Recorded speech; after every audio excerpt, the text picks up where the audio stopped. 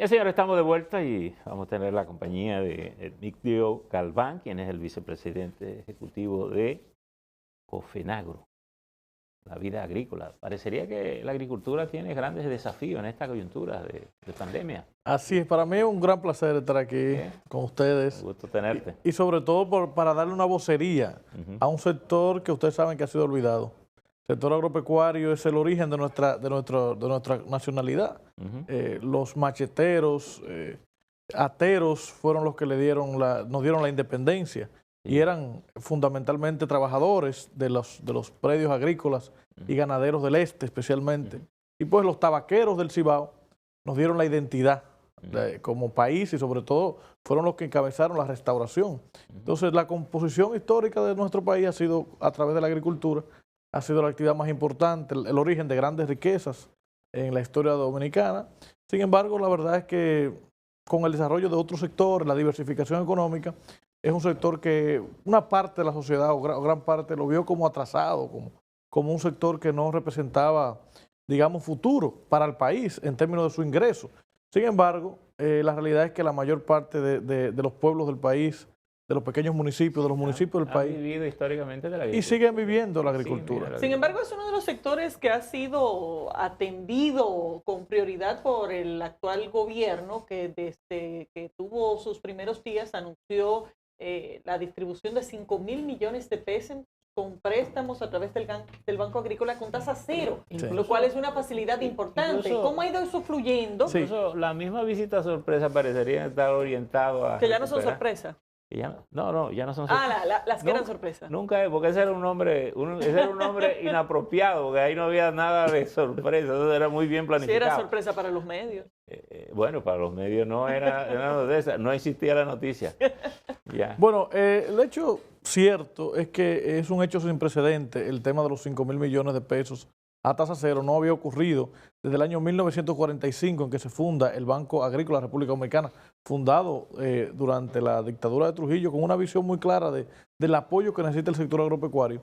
No había existido una política de tasa cero. Todavía, lamentablemente, como es un banco, está elaborando el reglamento y aunque no han sido canalizados los recursos todavía, por razones de natural procedimiento, porque obviamente son recursos que hay que manejarlo de manera a través de la ley monetaria y financiera, con todos los procedimientos bancarios. Lo cierto es que ha generado una expectativa muy positiva. Aunque dijo el administrador del Banco Agrícola aquí que iban a apretar unos 200 millones por provincia. Sí. Otro hecho importante. Pero creo que van a necesitar unos 1.640 millones más. Sí. Él dijo promedio. Sí, promedio el tema de los 200 millones. El hecho no es el monto, sino la distribución. Creo que también es la primera vez, porque también el banco, por razones históricas y estructurales, ha tenido mucha concentración en algunas provincias, por ejemplo, la provincia de Valverde, la provincia de La Vega, la provincia de San Juan, casi siempre se llevan la mayor parte de los recursos, por razones obvias de sus cantidades de productores y cantidades de sectores productivos. Pero en esta gestión se está tratando de democratizar. Lo que yo percibo de esa decisión del presidente es que es una motivación, no solo para los que van a recibir los créditos, que obviamente no van a ser todos los productores que lo van a solicitar, porque la verdad es que hay una lluvia, hay una intención y una muy alta motivación por accesar a esos recursos, sino también porque eso ha generado como una atención especial al sector agropecuario. Ahora, definitivamente hay un ambiente mucho más positivo, pero hay que recordar que la situación del sector ha sido difícil. Galván. Sí. Hablaba, y yo creo que pone un tema interesante sobre a veces el poco aprecio de la actividad agrícola como valor de la economía. Y como futuro del país. Y como futuro, y como futuro y presente. Así como es. Sostenibilidad. Por ejemplo, uno ve naciones como Estados Unidos, que a pesar de tener una diversidad de actividades, su agricultura es una cosa estratégicamente incluso y políticamente clave para ser el principal granero del mundo. Uno toma, por ejemplo, Francia, que le llama incluso a su agricultura su petróleo verde, le llama como una forma de resaltar su importancia.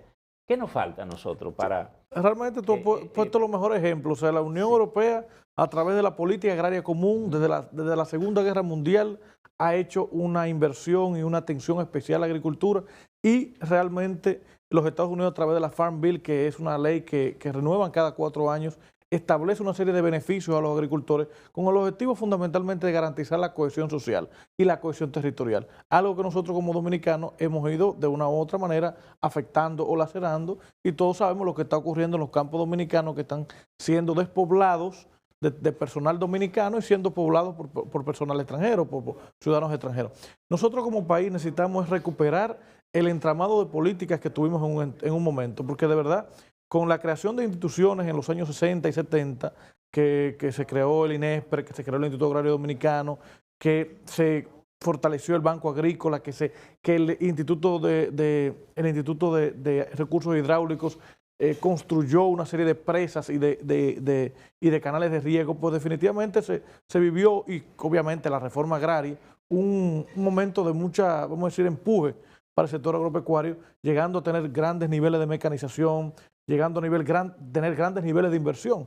Pero ese entramado de políticas públicas y de atención pública se fue debilitando. Y se fue debilitando fundamentalmente porque se fue envejeciendo y no se renovó en la medida de que deben renovarse los marcos jurídicos primeramente, y después obviamente los procedimientos y las acciones y los proyectos. Entonces nosotros perdimos la atención y sobre todo la inversión en materia del sector agropecuario, y obviamente que eso se tradujo en un rezago tecnológico que seguimos viviendo, que se enfrenta a una competencia obviamente muy fuerte y prácticamente desleal de los países con los cuales tenemos tratado de libre comercio. Todos sabemos que precisamente por esas políticas y por esa visión clara que tienen los países desarrollados de subsidiar y de promover su agricultura, nosotros entonces tenemos que competir con el arroz norteamericano y con la leche, por ejemplo, europea, que salen en República Dominicana más baratas que la leche dominicana o que el arroz dominicano.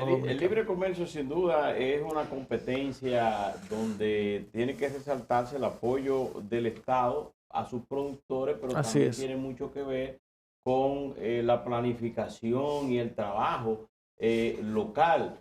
En el caso de la agricultura, en este gobierno, porque tiene apenas un mes y pico, ya le entregó 5.000 millones de pesos para préstamos blandos, sí, de cero arancel, cero interés.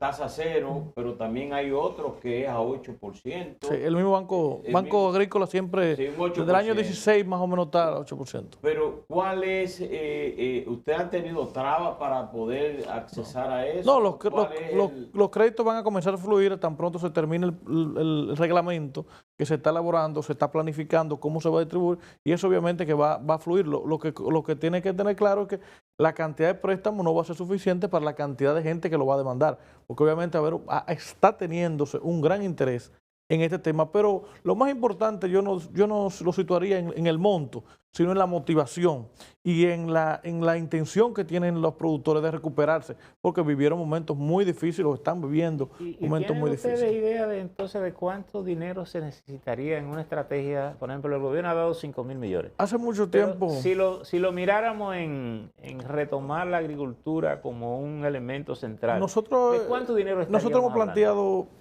Para comenzar, por lo menos $1.000 millones que sean canalizados a través del banco, pero no $1.000 millones, sí, en términos de créditos, obviamente, en términos de créditos para recapitalizar la agricultura, porque la agricultura es un sector grande, es un sector que agrupa cerca de 300.000 pequeños empresarios y medianos empresarios en todo el territorio nacional.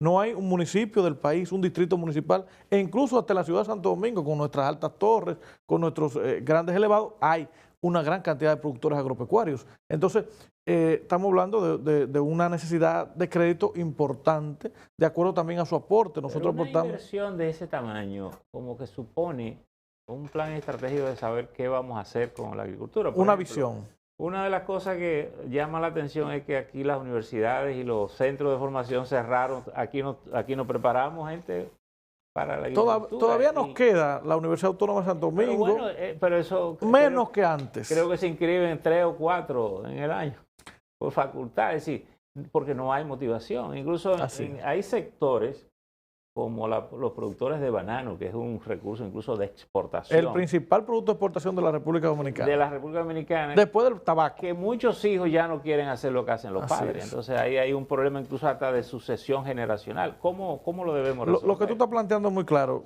Termino con el tema del crédito es el tamaño del sector y la necesidad de crédito en vista sobre todo del rezago, el rezago en términos de la participación del sector agropecuario en la cartera de crédito. Nosotros tenemos que transformar, a mí me llaman, a ustedes lo llaman también de los bancos, y yo inmediatamente le planteo la necesidad de un crédito productivo.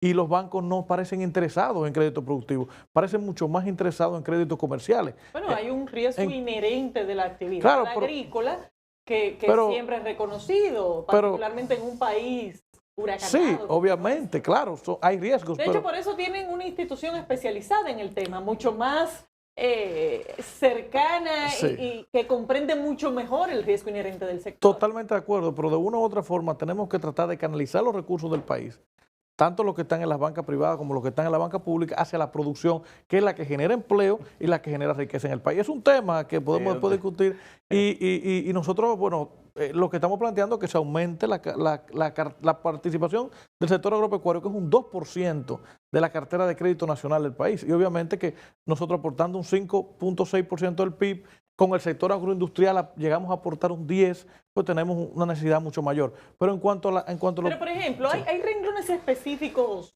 adquisición de maquinarias, por ejemplo, que viene con la garantía sobre ese tipo de bienes. Es una cartera que me imagino que crece con mucho mayor facilidad que, por ejemplo, lo que tiene que ver con un préstamo directamente vinculado a solo producción agrícola. Mira, el término está rezagado en general. El banquero piensa, ¿qué hago con la máquina agrícola si la incauto? Mientras que la jipeta lleva de segunda mano. Es un proceso integral. O sea, hay que pero no se la lleve el huracán. Hay que verla de manera integral. O sea, la necesidad de crédito es para la producción. Claro. Y obviamente que la producción tiene los insumos, tiene la tierra, tiene la tecnología, o sea, es un todo.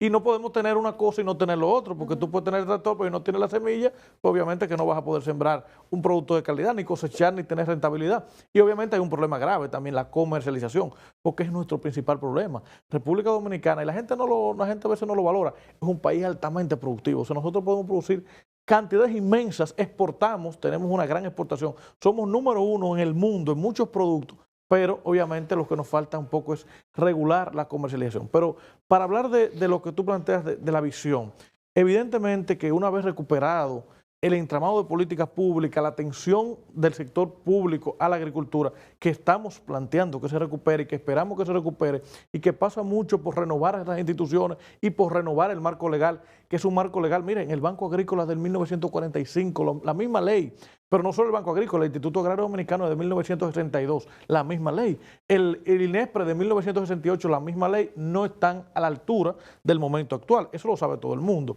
pero una vez renovado eso, también tenemos que tener una visión a futuro, que ya le estamos construyendo, y nosotros en Confenagro, que es el gremio del sector privado, tenemos la Estrategia Nacional de Desarrollo Agropecuario 2020-2030, una visión a 10 años de cómo recuperar nuestra agricultura y cómo posicionarnos para ser un gran país exportador. ¿Cuál es la vía que República Dominicana tiene para... imagínense el déficit fiscal, por ejemplo, que estamos teniendo cada año y el endeudamiento que tenemos es obviamente, para reducir eso, tenemos que producir y exportar más. ¿Qué lugares ocupa la agroindustria en ese proyecto que ustedes tienen? Obviamente que la agroindustria es estratégica, sobre todo para el tema de exportación. Nosotros estamos como país manteniendo las exportaciones en base a materias primas, el cacao. Ahí que tú pones valor agregado y una mayor participación en el mercado. Obviamente que hay sectores como las frutas. Dijo alguna vez que vendiendo frutas frescas nadie se desarrolla. No, hay toda una teoría. Los estados o los gobiernos que hemos tenido han apostado más al turismo que al agropecuario. El turismo es estratégico. Yo jamás denotaría la importancia del sector turístico. E incluso el turismo es clave. Bueno, es clave para la misma agricultura, pero lo que tú dices es una realidad. Nosotros tenemos leyes de desarrollo turístico, con incentivos al sector turístico, tenemos leyes de desarrollo industrial, con incentivos al desarrollo industrial, tenemos leyes de zona franca, con incentivos a la zona franca. Pero no tenemos leyes. Y no tenemos una sola ley de desarrollo e incentivo a la agricultura que genere algún tipo de exención fiscal y beneficia al sector. O sea que todo un proceso. No se ha tenido en la agenda para llamarle, como le diría a París, su petróleo verde. Esa es la idea. Y no solo eso, señores. Nosotros tenemos una gran capacidad porque tenemos un clima privilegiado. Miren, nuestro cacao es número uno en el mundo. Tú sabes que yo me he alegrado porque siempre me he quejado cómo es que teniendo una materia prima de tanta calidad reconocida a nivel internacional, no tenemos un chocolate digamos, a nivel de exquisiteces aquí. Así es. Se están probando, déjame decirte que hay dos experiencias. Sí, se están probando, pero además hay una gran empresa de los productores que se está construyendo en San Francisco de Macorís, que sería la más grande del Caribe y probablemente América Latina en procesamiento de cacao. Pero obviamente que todo tiene que ver con una política de promoción de la agroindustria. Sí. Nosotros incluso queríamos que este año, que es de la innovación, se llamara Año de la Agroindustria.